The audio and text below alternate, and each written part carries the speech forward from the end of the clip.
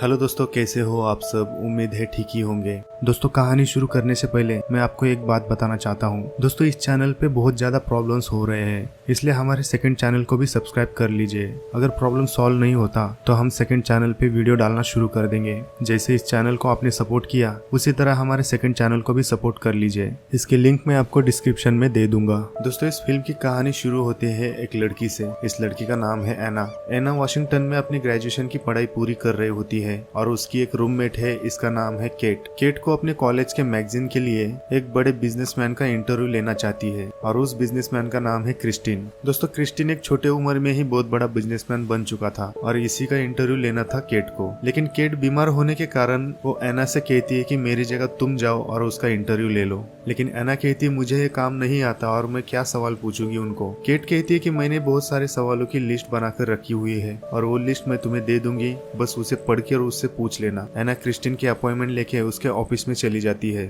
वहां जाने के बाद एना बहुत ही घबराई हुई होती है क्योंकि ये उसका काम नहीं होता, इसलिए वो बहुत परेशान होती है। एना के पास जितने भी सवाल है वो सारे सवाल क्रिस्टिन से पूछ रही होती है, लेकिन कुछ सवालों के जवाब क्रिस्टिन देना नहीं चाहता। एना उससे दूसरा सवाल पूछती है, क्या तुम गे हो? क्रिस्टिन कहता है कि तुम्हें ऐसा क्यों लगता है मैं गे हूँ, और एना उससे माफी मांगती है। वो कहती है कि इसमें लिखा हुआ है। क्रिस्टिन कहता है कि नहीं, मैं गे नहीं हूँ। एना उससे बहुत सारे सवाल पूछती है, लेकिन क्रिस्टिन को जिस सवालों का जवाब देना है उसी का जवाब दे देता है क्योंकि उसे नहीं लगता कि बाकी के सवालों के जवाब देना जरूरी है। अब यहाँ पर क्रिस्टिन ने एना को 10 मिनट दिए होते हैं, लेकिन 10 मिनट के ऊपर इनका इंटरव्यू चल रहा होता है। क्योंकि एना बहुत ही सिंपल और मासूम होती है, इसलिए क्रिस्टिन को एना पसंद आती है, इसलिए ये इंटरव्यू 10 मिनट से ऊपर चला जा रहा होता है। क्रिस्टिन एना से पूछता है कि तुम कोई ऐसा सवाल क्यों नहीं पूछती जो तुम्हें पसंद हो। एना उससे पूछती है कि कुछ लोग हैं जो आपको जानते हैं, आपके आसपास होते हैं, लेकिन वो कहती है कि मुझे ऐसा क्यों लगता है कि आपको कोई नहीं जानता। क्रिस्टिन इसके इसी बातों पर इम्प्रेस हो जाता है और वो गहरी सोच में चला जाता है। और इसी बीच क्रिस्टिन की सेक्रेटरी आती है और उन्हें कहती है कि आपका टाइम खत्म हुआ, आपकी अगली मीटिंग शुरू होने वाली है।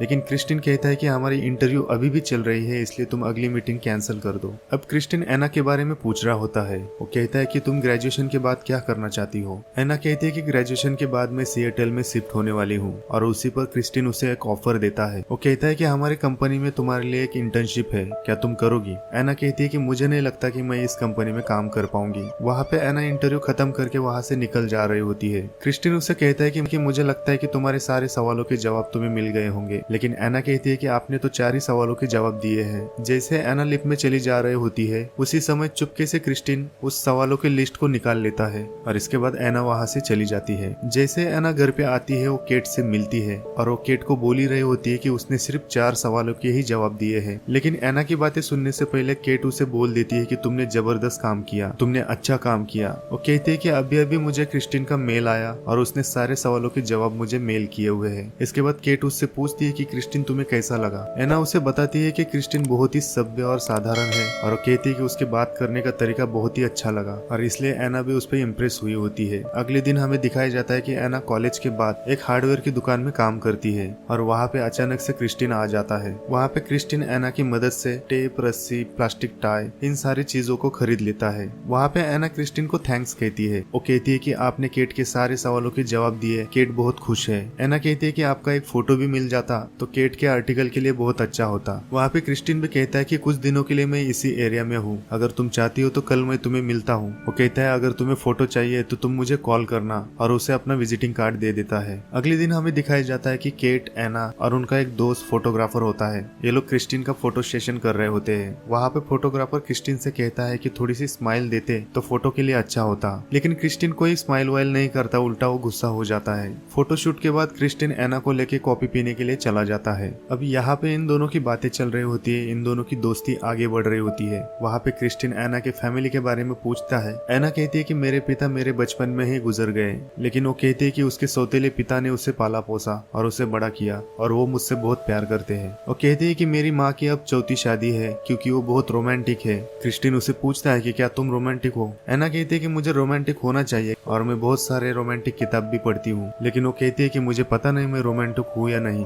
वहाँ पे क्रिस्टिन को एना बहुत पसंद आने लगती है। वहाँ पे क्रिस्टिन कहता है कि अब हमें जाना चाहिए। जैसे ये लोग होटल से बाहर आते हैं तब एना उससे पूछती है कि क्या तुम्हारी गर्लफ्रेंड है? क्रिस्टिन कहता है कि मैं गर्लफ्रेंड वर्लफ्रेंड नहीं रखता और मैं ऐसी बातें नहीं करता। वहाँ पे क्रिस्टिन एना को करीब लेता है और उसे बोलता है मैं तुम्हारे लिए ठीक नहीं हूँ, इसलिए तुम मेरे करीब आने की कोशिश मत करना। वो कहता है कि तुम्हें मुझसे दूर रहना चाहिए। और इसके बाद वहाँ से क्रिस्टिन निकल जाता है और एना भी वहाँ से निकल जाती है। अगले दिन हमें दिखाया जाता है कि एना का जो फ्रेंड है फोटोग्राफर, वो उससे मिलता है और उसे कहता है कि एग्जीबिशन में मेरे बहुत सारे फोटो सिलेक्ट हुए हैं और इसी वजह से मैंने एक पार्टी रखी है। और वो केट को और एना को इनवाइट करता है पार्टी के लिए। शाम को केट, एना और उनका फोटोग्राफर दोस्त पार्टी के लिए होटल में चले जाते हैं। वहाँ पे एना ने 2-4 पैक लगाए होते हैं और उसे थोड़ी सी चढ़ जाती है। थोड़ी देर में एना साइट में आ जाती है और वो क्रिस्टिन को कॉल कर देती है और वो दारू के नशे में उससे बहुत कुछ बातें करती है। लेकिन वहाँ पे क्रिस्टिन कहता है कि तुम बहुत ज्यादा ड्रंक हो और उसे पूछता है कि तुम कौन से होटल में हो, मुझे एड्रेस बताओ। और उसे कहता है कि तुम वहीं पर रुकना, मैं तुम्हें लेने के लिए आ रहा हूँ। एना को बहुत ज्यादा चिढ़ी होती है, इसलिए उसका दोस्त वहाँ पे आता है और उसका फायदा उठाना चाहता है। जैसे वो उसे किस करने लगता है, लेकिन एना उसे मना करती है। उसी वक्त क्रिस्टिन वहाँ पे आ जाता है और उसे धक्का देकर वहाँ से भगा देता है। वो कहता है कि वो मना कर रहे हैं तो तुम जबरदस्ती क्यों कर रहे हो। इसके बाद एना और क्रिस्टिन केट से मिलते हैं और केट जो है क्रिस्टिन के भाई के साथ डांस कर रही होती है। वहाँ पे क्रिस्टिन एना को लेके अपने होटल पे चला जाता है। अगली सुबह एना उठती है तो वहाँ पे क्रिस्टिन भी आ जाता है। वहाँ पे एना कहती है कि क्या हम दोनों में कुछ हुआ था। क्रिस्टिन कहता है कि मैं किसी की मजबूरी का फायदा नहीं उठाता और उस दिन इन्होंने कुछ नहीं किया होता है। और इसके बाद वो नहाने के लिए चला जाता है। आगे हम देखते हैं कि एना क्रिस्टिन से बातें कर रही होती है। वो उससे पूछती है कि तुमने मुझे बहुत सारे किताब घर पे भेजे हुए हैं। दरअसल क्रिस्टिन ने थॉमस हार्डे की नोबल किताब उसे भेजी हुई होती है जो बहुत महंगी होती है। और क्रिस्टिन उससे कहता है कि वो किताबें मैंने इसलिए भेजी थी क्योंकि मैं तुमसे माफी मांगना चाहता था। एना उससे पूछती है कि किस लिए तुम माफी मांगना चाहते थे। क्रिस्टिन कहता है कि मैं रोमांस नहीं करता। वो कहता है कि मैं थोड़ा हट के थोड़ा अलग हूँ और उसे ये भी बताता है कि मैं तुम्हारी परमिशन के बिना मैं तुम्हें छूऊंगा भी नहीं। वहाँ पे एना बहुत ही कंफ्यूज हो जाती है, उसे कुछ भी समझ में नहीं आता। इसके बाद ये लोग वहाँ से निकल रहे होते हैं। जैसे ये लोग लिफ्ट में चले आते हैं, वहाँ पे उन दोनों से रहा नहीं जाता। वहाँ पे ये दोनों एक दूसरे को किस कर रहे होते हैं। इधर क्रिस्टिन एना को उसके घर पे छोड़ने के लिए आया होता है, लेकिन यहाँ पे हम देखते हैं कि केट क्रिस्टिन के भाई के साथ लगी हुई होती है क्योंकि पार्टी के दिन ये दोनों एक साथ डांस कर रहे होते हैं। इन दोनों की पहचान हुई होती है। वहाँ पे क्रिस्टिन का भाई एना से मिलता है और उसे कहता है कि मेरे खड़ूस भाई के साथ तुम कैसे रह लेती हो। इसके बाद ये दोनों वहाँ से निकल जाते हैं। वहाँ पे केट एना से पूछती है कि तुम्हें कैसा लगा, कल रात तुमने क्या क्या किया। एना उसे बताती है कि हम दोनों में कल रात कुछ नहीं हुआ, लेकिन वो कहती है कि हम दोनों ने किस किया। एना उसे बताती है कि क्रिस्टिन उसे अच्छा लगता है और उसे पसंद करने लगती है। अगले दिन क्रिस्टिन अपने होटल में एना को फिर से बुलाता है और उसे अपने हेलीकॉप्टर में बिठाकर वो उसे अपने फार्म हाउस पे लेके जाता है। वहाँ पे एना को उसका घर बहुत पसंद आता है, वो बहुत बड़ा होता है और वहाँ पे ये दोनों बातें करने लगते हैं। बातें करते करते क्रिस्टिन एना को बताता है, वो कहता है कि उसे एक एग्रीमेंट साइन करना पड़ेगा। वो कहता है कि इस एग्रीमेंट में ये लिखा हुआ है हम दोनों में जो भी रिलेशन होगा, जो भी बातें होगी, वो तुम किसी को कुछ भी नहीं बताओगी। लेकिन एना उससे कहती है कि इस बारे में मैं किसी को कुछ नहीं बताने वाली और उस कॉन्ट्रैक्ट पे एना साइन कर देती है। और इसके बाद एना उससे पूछती है कि क्या अब हम प्यार करने वाले हैं। क्रिस्टिन उससे कहता है कि तुम मेरे बारे में 2 बातें जान लो। वो कहता है कि मैं किसी से प्यार नहीं करता, मैं सिर्फ ठपाठप करता हूँ। और एना कहती है कि दूसरी बात क्या है। इसके बाद क्रिस्टिन एना को अपने प्राइवेट कमरे में लेके जाता है। वहाँ पे वो उससे पहले ही बताता है अगर तुम मना करना चाहती हो तो तुम्हें अभी करना चाहिए। लेकिन एना बहुत क्यूरियस होती है उसके रूम को देखने के लिए, इसलिए वो जल्दी से उसके रूम में चली जाती है। वहाँ पे एना उस सारे BDSM टॉयज को देख के बहुत हैरान हो जाती है। एना उससे पूछती है कि लड़कियां तुम पर इन सारी चीजों का इस्तेमाल करते हैं। क्रिस्टिन कहता है कि नहीं, मैं लड़कियों पे इन सारी चीजों का इस्तेमाल करता हूँ। और वो कहता है कि मैं एक डोमिनेंट हूँ। वो कहता है कि मैं चाहता हूँ कि तुम मुझे अपने आप को सौंप दो। और वो कहता है कि ये सारी चीजें मैं तुम पे इस्तेमाल करूंगा। एना कहती है कि मैं ये सब ऐसा क्यों करूँ। क्रिस्टिन कहता है कि मुझे खुश करने के लिए। एना कहती है मैं खुश नहीं कर पाई तो। क्रिस्टिन कहता है कि तुम्हें सजा मिलेगी और उससे ये भी पूछती है कि अगर मैंने तुम्हें खुश कर दिया तो मुझे क्या मिलेगा। क्रिस्टिन कहता है कि तुम मुझे पा सकती हो। इसके बाद क्रिस्टिन उसे एक अलग से कमरा दिखाने के लिए चला जाता है और उसे कहता है कि अगर हम दोनों में रिलेशन अच्छा रहा तो ये कमरा तुम्हारे लिए रहेगा, तुम यहाँ पे जैसे चाहो वैसे रह सकती हो। एना उससे पूछती है कि मुझे अपना घर छोड़ के यहाँ पे रहने के लिए आना पड़ेगा। क्रिस्टिन उसे कहता है कि नहीं, सिर्फ फ्राइडे टू संडे तुम्हें यहाँ रहना होगा। और एना उससे पूछती है कि क्या इसके बाद हम दोनों साथ में सोएंगे। क्रिस्टिन कहता है कि नहीं, हम दोनों साथ में नहीं सो सकते क्योंकि मैं किसी के साथ नहीं सोता, मैं पहले से ही अकेला सोता हूँ। आगे क्रिस्टिन ये भी बोलता है कि तुम्हें और एक एग्रीमेंट साइन करना होगा क्योंकि उसमें बहुत सारे ऐसे कुछ रूल्स है जो तुम्हें उसे एग्री करना होगा और उस पर साइन करना होगा। और वो कहता है कि उस सारे शर्तों को अगर तुम मंजूर करती हो तो तभी हम दोनों एक दूसरे के साथ टाइम स्पेंड कर सकते हैं। वहाँ पे बातों ही बातों में एना उसे बता देती है। वो कहती है कि अब तक वो वर्जिन है। वहीं पे क्रिस्टिन को उसे और भी लगाव होने लगता है और उसके करीब जाता है और उसे चूमने लगता है। इसके बाद ये दोनों ठपाठप करना शुरू कर देते हैं और अगली सुबह हम लोग देखते हैं कि फिर से ये लोग ठपाठप करना शुरू कर देते हैं। लेकिन उसी वक्त क्रिस्टिन की माँ उसके घर पे आ जाती जाती है और जैसे वो एना से मिलती है तब वो बहुत खुश हो जाती है, क्योंकि क्रिस्टिन के मॉम ने अब तक क्रिस्टिन को किसी भी लड़की के साथ नहीं देखा होता है। और जैसे कि लोग क्रिस्टिन के बारे में कहते हैं, उसे भी लगता था कि उसका बेटा गे है। और वहाँ पे क्रिस्टिन की माँ एना को अपने साथ डिनर के लिए इनवाइट करती है, क्योंकि वो कहती है कि क्रिस्टिन की बहन बहुत दिनों के बाद घर पे आई है, इसलिए वहाँ पे हम लोग डिनर का प्लान कर रहे हैं। इसलिए क्रिस्टिन की मॉम अपने घर पे खाने के लिए इनवाइट करती है और इसके बाद क्रिस्टिन की मॉम वहाँ से चली जाती है। इसके बाद एना क्रिस्टिन से बात करती है। वो कहती है कि वो सारी शर्तों को मना करती है, क्योंकि वो कहती है कि मुझे खुल के जीना पसंद है। वो कहती है कि मुझे अपनी तरीके से जीना है, ना कि मुझे किसी के दबाव में आना है। और इसके बाद वो बोलती है कि मुझे घर जाना है। थोड़ी देर में क्रिस्टिन एना को लेके घर पे छोड़ने के लिए चला जाता है, लेकिन आगे जाके वो गाड़ी रोक देता है और वो कहता है कि हमें थोड़ी देर चलना चाहिए। यहाँ पे ये दोनों चलते चलते बातें कर रहे होते हैं। वहाँ पे क्रिस्टिन एना को अपने बारे में बताता है। वो कहता है कि जब मैं 15 साल का था तब मेरा फिजिकली रिलेशन मेरे मॉम के दोस्त के साथ हुआ था, और कहता है कि वो रिलेशन मेरा 5 साल तक चला। और वो कहता है कि अब हम दोनों सिर्फ दोस्त हैं। एना कहती है कि उसने तुम्हारा फायदा उठाया। और इसके बाद क्रिस्टिन उसे अपने घर पे छोड़ देता है। वहाँ पे क्रिस्टिन उसे बोलता है कि इस कॉन्ट्रैक्ट को आराम से पढ़ लेना, क्योंकि ये हमारे लिए बहुत जरूरी है। और वो कहता है कि उस कॉन्ट्रैक्ट को पढ़ने के बाद मुझे मेल करना। एना उसे कहती है कि मेरा लैपटॉप खराब है, और इसके बाद उस कॉन्ट्रैक्ट को लेके अपने घर पे चली जाती है। जैसे एना अपने घर के अंदर आ जाती है, वहाँ पे एक कंप्यूटर रिपेयर करने वाला आया होता है, लेकिन एना को लगता है कि केट ने उसे बुलाया है। लेकिन दोस्तों यहाँ पे केट ने उसे नहीं बुलाया था। क्रिस्टिन ने फोन करके अपने इंजीनियर को वहाँ पे भेजा होता है और उसका लैपटॉप रिपेयर करने के लिए कहा होता है, जिसके बाद ये दोनों एक दूसरे को मेल कर सके। और उसके साथ साथ बहुत सारे गिफ्ट उसे भेजे हुए होते हैं। शाम को एना उस कॉन्ट्रैक्ट को पढ़ रही होती है। उसमें ऐसे बहुत सारे पॉइंट लिखे होते हैं। जब ये दोनों फिजिकल रिलेशन में आते हैं, उस दौरान वो किसी और के साथ फिजिकल रिलेशन नहीं रख सकती। और जब क्रिस्टिन और एना एक दूसरे के रिलेशन में आएंगे, उसके दौरान क्रिस्टिन को सर या मिस्टर ग्रे कह के पुकारना होगा। और इसके साथ साथ उस कॉन्ट्रैक्ट में बहुत सारे ऐसे पॉइंट थे जो एना को पसंद नहीं थे। इसके बाद एना उन सारी बातों को लैपटॉप पे इंटरनेट पे सर्च करती है, और इन सारे रिसर्च के बाद वो डिसाइड करती है कि इसके आगे वो क्रिस्टिन से कोई रिलेशन रखना नहीं चाहती, क्योंकि कहीं ना कहीं एना को लगने लगता है कि इस रिश्ते में कोई प्यार व्यार नहीं है, इस रिश्ते में सिर्फ ठपाठप है। और उसके दौरान वो सारे उस टॉयज को यूज करेगा जिससे उसे बहुत तकलीफ होने वाली है। इसलिए वो डिसाइड करती कि वो उसके साथ रिलेशन नहीं रखना चाहती। और इसके बाद एना उसे लास्ट मेल करती है। वो लिखती है कि नाइस नोइंग यू। अगले दिन क्रिस्टिन जैसे उस मैसेज को पढ़ता है, उसी दिन क्रिस्टिन रात को शैंपेन लेके उसके घर पे आ जाता है, और वहाँ पे ये दोनों बिना बातें किए वहीं पे ठपाठप करना शुरू कर देते हैं।